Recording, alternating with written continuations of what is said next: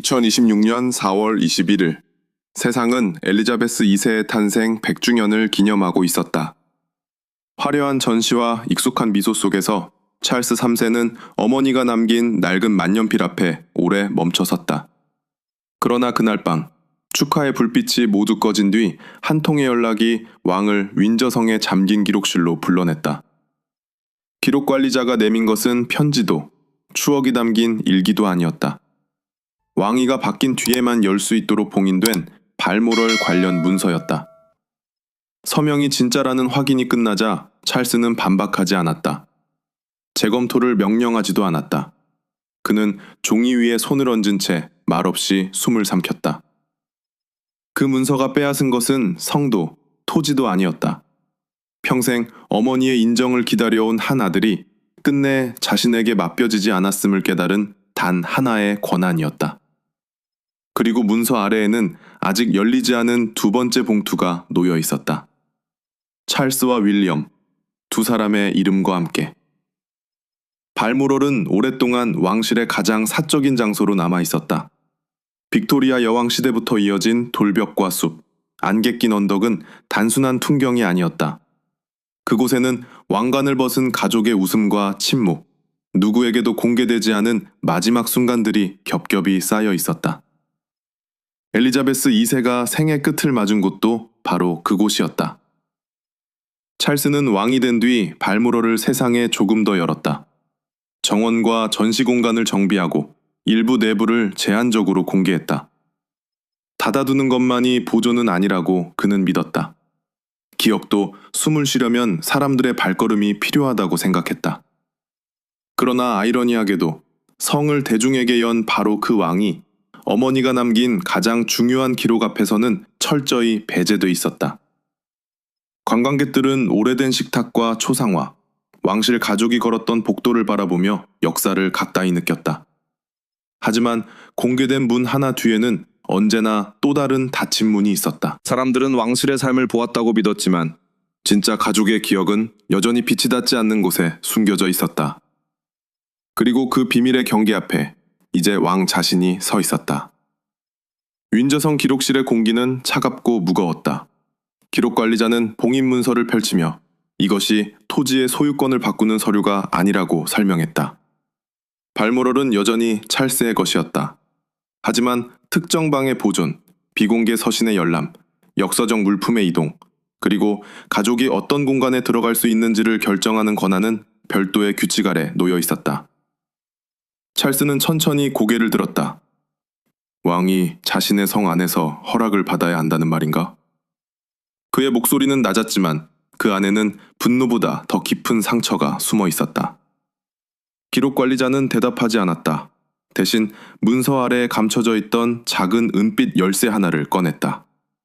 열쇠 표면에는 엘리자베스의 필체로 보이는 두 글자가 새겨져 있었다.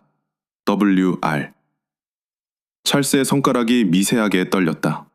그는 그 약자가 무엇을 뜻하는지 이미 알고 있는 듯했다. 발모럴 서쪽 복도 끝. 여왕이 생전에 누구에게도 쉽게 열어주지 않았던 방.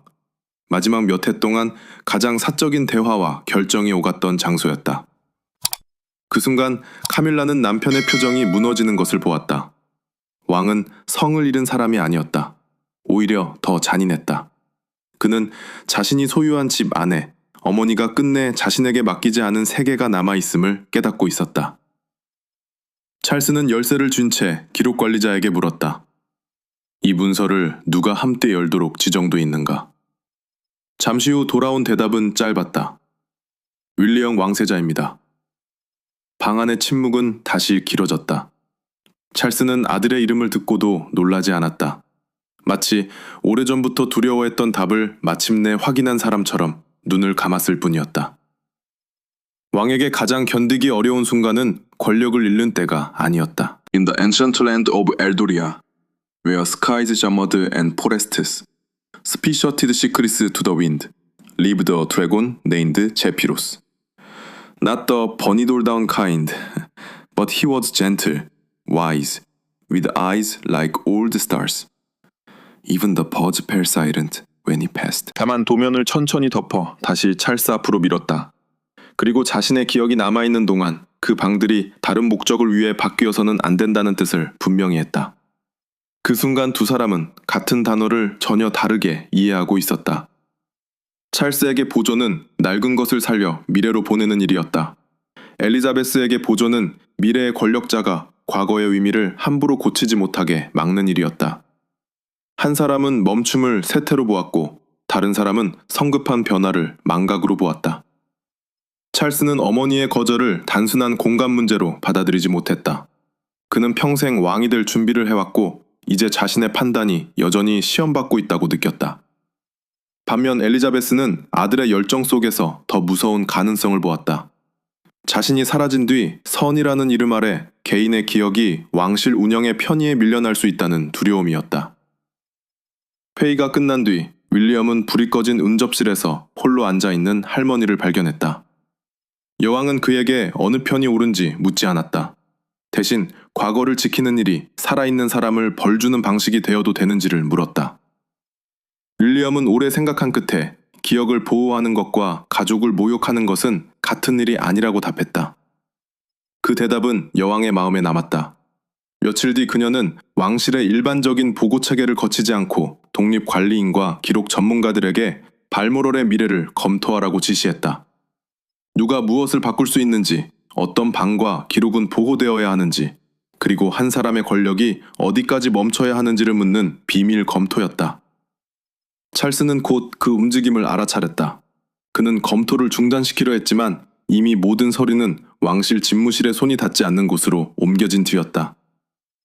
그리고 그날 밤 엘리자베스는 단 한 사람에게 전화를 걸었다. 찰스는 아니었다. 수화기 너머의 이름은 아직 기록되지 않았지만 그 통화가 끝난 뒤 발모럴의 미래는 더 이상 왕 한 사람의 뜻으로 결정될 수 없게 되었다. 2024년 찰스는 암 진단 사실을 세상에 알렸다. 왕관을 쓴 사람도 결국 몸의 한계 앞에서는 평범한 인간이었다. 그는 치료를 받으면서도 국정문서를 읽고 제한된 일정 속에서 다시 대중 앞에 섰다. 그러나 병이 왕의 판단을 무너뜨린 것은 아니었다. 오히려 그에게 남은 시간이 끝없이 이어지지 않는다는 사실을 더 선명하게 만들었다. 어머니를 잃은 슬픔이 채 가라앉기도 전에 왕이 되었고 왕이 된 지 얼마 지나지 않아 자신의 몸이 보내는 경고와 마주했다. 그런 찰스에게 발모럴의 봉인문서는 단순한 법률 문제가 아니었다. 평생 기다려온 순간이 마침내 왔는데 그 순간 어머니가 자신에게 경계선을 남겼다는 사실이 그의 가슴을 찔렀다. 사람은 권력을 잃을 때보다 사랑받았다고 믿었던 방식이 틀렸음을 깨달을 때 더 깊이 무너진다. 반면 윌리엄의 시간은 갑자기 빨라지고 있었다. 그는 아직 왕이 아니었지만 사람들은 이미 그의 모든 선택에서 미래의 군주를 읽으려 했다. 환경 문제를 다루는 어스샷 프라이즈, 노숙 문제 해결을 위한 홈워즈 사업, 수많은 공식 일정은 그를 단순한 후계자가 아니라 결과를 증명해야 하는 인물로 만들었다. 그러나 발모럴에서 기다리고 있던 책임은 그 어떤 공적 임무보다 잔인했다. 나라를 위한 결정이 아니라 아버지의 상처를 감수하면서 할머니의 뜻을 지켜야 하는 일이었기 때문이다. 캐서린 역시 가족의 시간이 얼마나 쉽게 흔들릴 수 있는지 알고 있었다. 자신의 치료와 회복을 거치며 그녀는 이전보다 천천히 공식 업무로 돌아왔다. 그래서 윌리엄에게 서둘러 판단하지 말라고 말했다. 권한을 받았다는 이유로 그것을 행사해서도 안 되고 죄책감 때문에 버려서도 안 된다고 했다. 지켜야 할 것은 방이나 서류가 아니라 그 선택 때문에 무너질 수 있는 사람들의 존엄이었다. 그날 윈저성으로 향하는 차 안에서 윌리엄은 짧은 메모를 여러 번 읽었다. 아버지에게 자신은 아무것도 요구하지 않았다고 설명하려 했다. 하지만 어떤 문장도 충분하지 않았다. 상처받은 사람 앞에서 해명은 자주 변명처럼 들린다. 그는 결국 종이를 접어 주머니에 넣었다. 기록실에서는 찰스가 은빛 열쇠를 쥔 채 기다리고 있었다. 카밀라는 곁에 있었지만 두 남자 사이에 들어설 수 없다는 것을 알고 한 걸음 물러났다. 문이 열리자 윌리엄은 먼저 고개를 숙였다. 찰스는 인사도 의자도 권하지 않았다. 그의 시선은 아들의 얼굴에 고정돼 있었다. 왕은 낮고 떨리는 목소리로 물었다. 언제부터 알고 있었느냐고. 윌리엄은 즉시 대답하지 못했다. 자신은 문서의 전체 내용을 몰랐다고 말하면 아버지는 믿지 않을 것이다. 알고 있었다고 말하면 배신이 된다. 침묵이 길어질수록 찰스의 표정은 더 차가워졌다. 그 순간 왕은 아들을 후계자로 보지 않았다.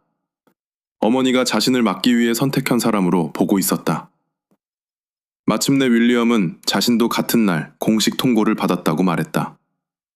그러나 한 가지는 오래전부터 알고 있었다.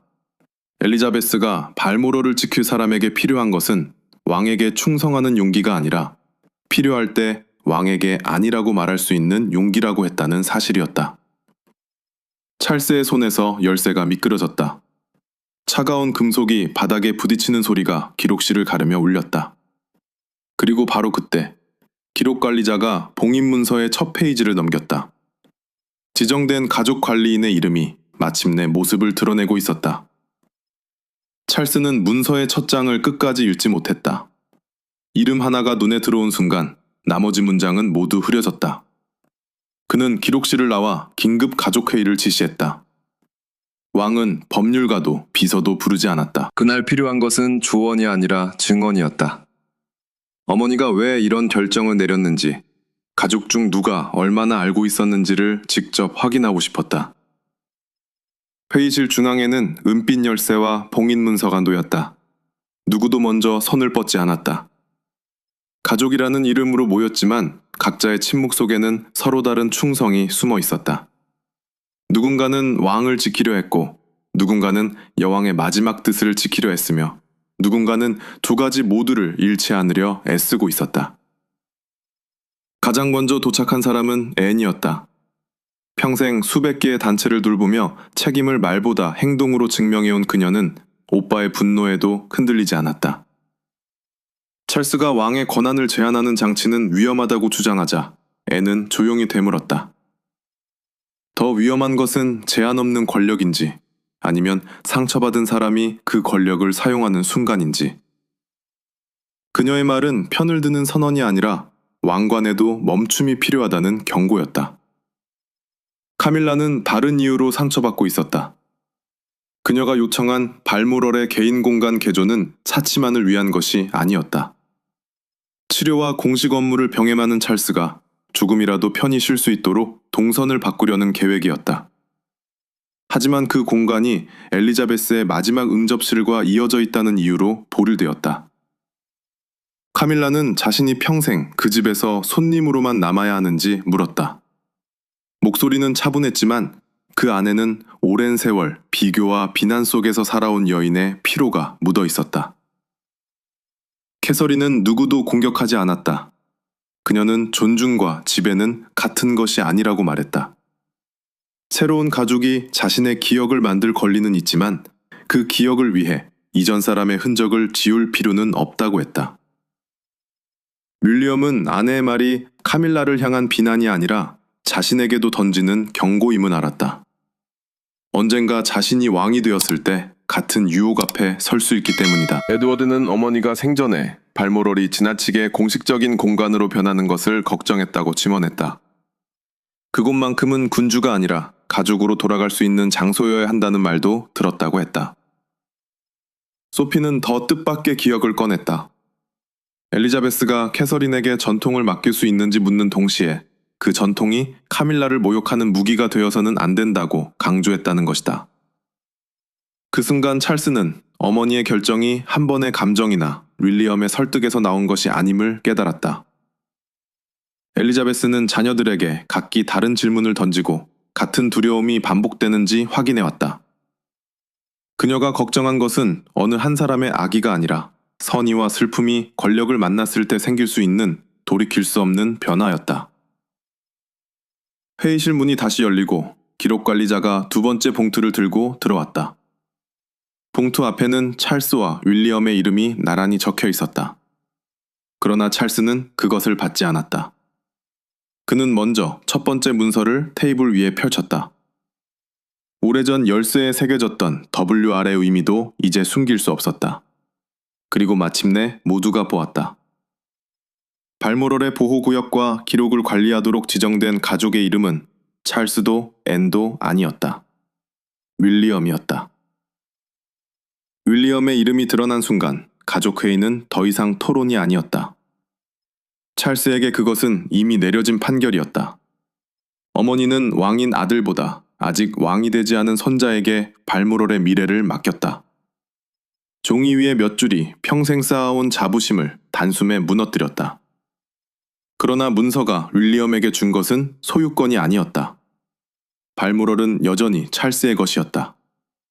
대신 보호구역의 구조 변경, 비공개 기록의 열람, 역사적 물품의 이동, 가족의 공식 사용을 결정할 때 윌리엄의 동의가 필요했다.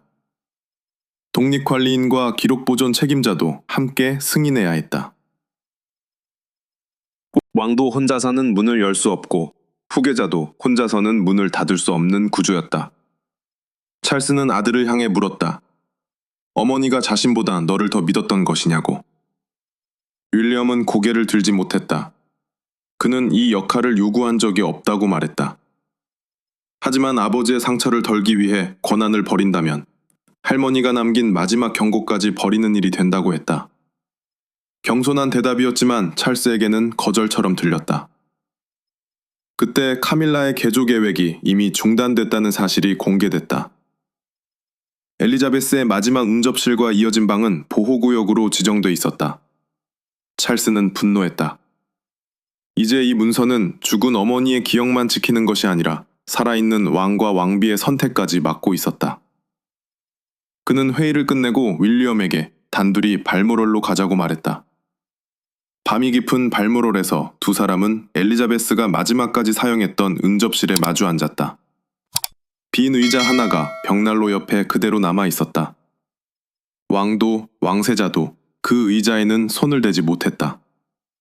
찰스는 두 번째 봉투를 꺼냈지만 한동안 열지 않았다. 진실은 모를 때보다 확인하는 순간 더 잔인해질 수 있기 때문이다. 마침내 봉인이 풀렸다. 편지 속에서 엘리자베스는 찰스가 왕이 될 능력을 의심한 적이 없다고 썼다. 다만 근주는 국가와 가족, 조언자와 슬픔에 둘러싸여 때때로 가장 사적인 기억조차 통치의 문제로 바꿀 수 있다고 했다. 그래서 그 힘을 미워하지 않으면서도 멈춰 세울 사람이 필요했다고 적었다. 윌리엄에게는 더 무거운 명령이 남겨져 있었다. 왕이 되기 전에 소유하지 않은 것을 보호하는 법을 배우라. 아버지를 굴복시키지 말고 카밀라를 벌하지 말며 중요한 결정마다 찰스의 의견을 듣고 그의 존엄을 지키라고 했다. 그리고 언젠가 윌리엄이 왕이 되어 같은 유혹 앞에 설 때도 이 제안은 그대로 남아야 한다고 못 박았다. 그제야 찰스는 이해했다. 어머니는 아들 대신 손자를 선택한 것이 아니었다. 현재의 왕을 미래의 왕으로부터, 미래의 왕을 언젠가 권력에 취할 자기 자신으로부터 지키려 한 것이었다. 그것은 불신의 유산이 아니라 누구도 기억을 독점하지 못하게 하는 마지막 장치였다. 찰스는 오래 침묵한 뒤 승인 서류를 끌어당겼다. 펜 끝이 종이에 닿는 순간 그의 손은 떨렸지만 서명은 분명했다. 윌리엄은 승리하지 않았고 찰스도 패배하지 않았다. 두 사람은 단지 한 여왕이 남긴 경계선 앞에서 처음으로 같은 편에 서 있었다. 그러나 바로 그때 기록관리자의 전화가 울렸다. 협약의 이름과 윌리엄의 역할이 이미 언론에 흘러나갔다는 보고였다. 방 안에서는 어머니의 진심이 밝혀졌지만 성 밖에서는 이미 왕의 패배라는 제목이 인쇄되고 있었다. 다음 날 아침, 발모롤의 안개가 걷히기도 전에 세상은 이미 결론을 내려버렸다. 신문은 죽은 여왕이 살아있는 왕을 막았다고 썼고, 방송은 윌리엄이 아버지의 권한을 빼앗았다고 떠들었다. 복잡한 보존 협약은 단 몇 줄의 자극적인 문장으로 변했다. 찰스는 버림받은 아버지가 되었고, 윌리엄은 왕이 되기 전부터 승리한 아들이 되었다. 찰스는 텔레비전 화면을 소리 없이 바라보았다. 어머니의 편지를 읽기 전이었다면 그는 즉시 반박했을 것이다. 그러나 이제 알고 있었다. 자신의 자존심을 지키기 위해 모든 사정을 공개하는 순간 엘리자베스가 마지막까지 보호하려 했던 가족의 상처도 세상의 구경거리가 된다는 것을. 왕에게 가장 어려운 침묵은 할 말이 없을 때가 아니라 진실을 말할수록 더 많은 것을 잃게 될 때 찾아온다. 카밀라는 강경한 성명을 원했다. 그녀는 남편이 어머니에게 거부당한 왕으로 남는 것을 견딜 수 없었다. 하지만 찰스는 고개를 저었다. 자신의 명예를 구하려다 어머니의 뜻을 훼손한다면 그것이야말로 진짜 패배라고 말했다. 카밀라는 더 이상 설득하지 않았다. 다만 접어둔 신문 위에 손을 올린 채 왕관이 남편의 상처까지 보호해주지는 못한다는 사실을 받아들였다. 윌리엄도 다른 방식으로 갇혀 있었다. 사람들은 그를 엘리자베스의 진정한 후계자라고 불렀지만 그는 그 표현이 아버지의 자리를 지우는 칼날처럼 느껴졌다. 자신이 침묵하면 승리를 인정하는 것이 되고 해명하면 할머니의 비밀을 배신하는 일이 된다. 캐서린은 그에게 말했다. 세상이 원하는 것은 법률 설명이 아니라 두 사람이 여전히 같은 길을 걷고 있다는 증거라고. 왕실은 짧은 공동 성명을 발표했다. 발모럴의 소유권에는 변화가 없으며 보호지침은 역사적 공간과 개인 기록을 지키기 위한 것이라고 밝혔다. 또한 찰스와 윌리엄이 주요 결정에서 계속 협의할 것이라고 확인했다. 하지만 문장은 차가웠고 대중은 이미 더 극적인 이야기를 믿고 있었다. 결국 부자는 카메라 앞에 서기로 했다. 발모럴의 정원을 나란히 걸어 나오는 두 사람에게 기자들의 질문이 쏟아졌다. 왕이 패배한 것이냐, 윌리엄이 실질적인 통제권을 얻은 것이냐는 목소리가 철문 밖에서 뒤엉켰다. 두 사람은 아무 대답도 하지 않았다. 차에 오르기 직전 찰스가 잠시 멈췄다. 그리고 윌리엄의 등에 손을 올렸다. 짧고 조심스러운 동작이었다. 그러나 그 한 번의 손길이 수십 개의 설명보다 강했다. 화면 속에서 그들은 경쟁자가 아니라 같은 상실을 견디는 아버지와 아들로 보이기 시작했다. 그날 밤 보도는 화해라는 단어를 사용했다. 하지만 카메라는 모든 것을 알지 못했다. 찰스는 누구에게도 알리지 않은 채 은빛 열쇠를 들고 다시 서쪽 복도로 향하고 있었다. 어머니의 결정을 받아들였다고 해서 상처까지 사라진 것은 아니었다. 잠긴 문 앞에 선 왕은 오랫동안 열쇠를 꽂지 못했다. 그 방 안에는 자신이 찾고 싶었던 대답과 차라리 보지 않는 편이 나을 기억이 함께 기다리고 있었다. 그리고 문이 열리는 순간 찰스는 발모럴을 둘러싼 마지막 진실이 윌리엄의 이름보다 훨씬 오래전부터 시작됐음을 알게 된다. 찰스는 서쪽 방의 문을 천천히 열었다. 안에는 화려한 보물도 왕실을 뒤흔들 또 다른 문서도 없었다. 대신 오래된 사진과 손때 묻은 일정표, 필립공이 직접 남긴 관리 메모가 조용히 놓여 있었다. 난방을 줄일 방법, 숲을 보호할 구역, 다음 세대가 손대지 말아야 할 나무들까지 적혀 있었다. 그 순간 찰스는 깨달았다. 이 방은 어머니 한 사람의 추억을 지키기 위한 장소가 아니었다. 왕관이 바뀌어도 쉽게 지워져서는 안 될 가족 전체의 시간을 붙잡아둔 공간이었다. 그는 어린 시절에 자신이 찍힌 사진 앞에서 오래 멈췄다. 왕이 되기 전의 찰스, 어머니의 관심을 기다리던 소년, 아버지에게 인정받고 싶어하던 아들이 그 안에 있었다. 평생 그는 미래를 준비했지만 그 미래가 오면 과거까지 자신의 뜻대로 정리할 수 있다고 믿었던 것은 아닐까.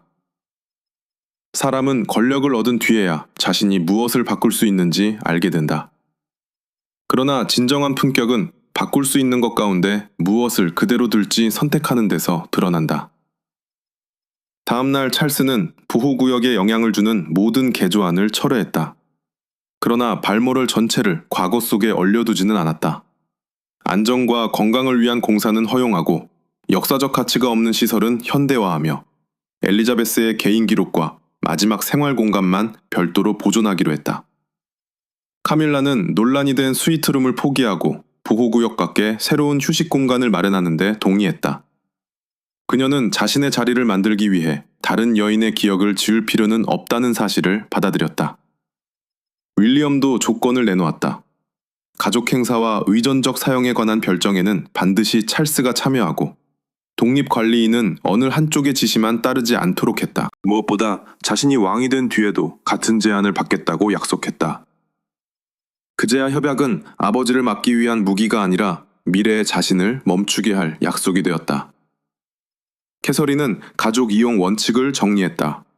앤과 에드워드, 소피, 그리고 다음 세대가 누구의 허락을 구해야만 들어오는 손님처럼 느끼지 않도록 했다.